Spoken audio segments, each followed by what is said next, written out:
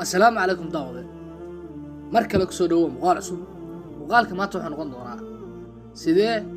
ku xakameyn ka dhaaw muuqaalada iyo sawirada lagu soo diro WhatsApp-kaaga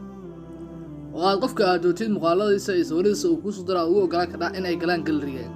midka aad dootidna aad ugu diidi ka dhaa haatan muuqaalkii oo faahfaahsanaya noo soo socda qadar yar xayisiis ku soo dhawaada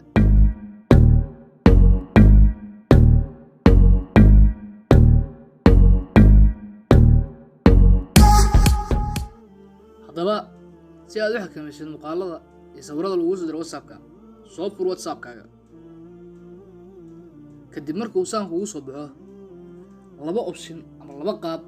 ayaad u xiri kartaa ama u xakameyn kartaa muuqaalada iyo sawirada lagu soo diro WhatsApp-kaaga option-ka koowaad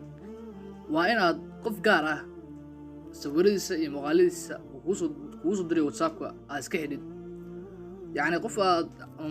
soo dirdira badan ama muuqaalo aan ka helin ama sawiraan aan ka helin oo kale iyo in aad dadka WhatsApp ku jiro dhan muuqaalada iyo sawirada ay ku soo diraan aad iska wada xidhid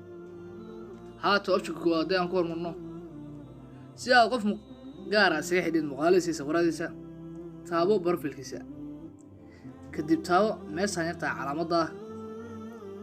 markuu saa profile kugu soo baxo meeshaan ay ku qoran tahay media visibility taabo hadda waxa lagu leeyahay show new downloaded media from this chat macnaha ma ogasahay in sawirada iyo muuqaalada uu qofkan ku soo diray ay galaan gallery-ga sida caadiga default-iga waa yes laakiin haddii aad iska xidhid no dheh kadibna okay dheh haatan aniga muuqaal bro sawirada uu soo dhigo iyo muuqaalada uu soo diro dib doon ma arki doono option-ka labaad wuxuu yahay inaad tagtid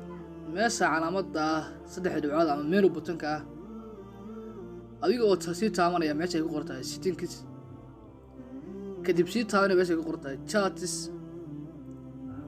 kadibna meeshaan media visibility ay ku qoran tahay calaamadda ka qaadaya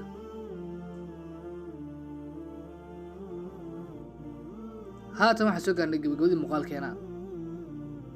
daawade haddii aad ku cusub tahay kanaalkan subscribe dheh haddii aad ka heshayna muuqaalka like dheh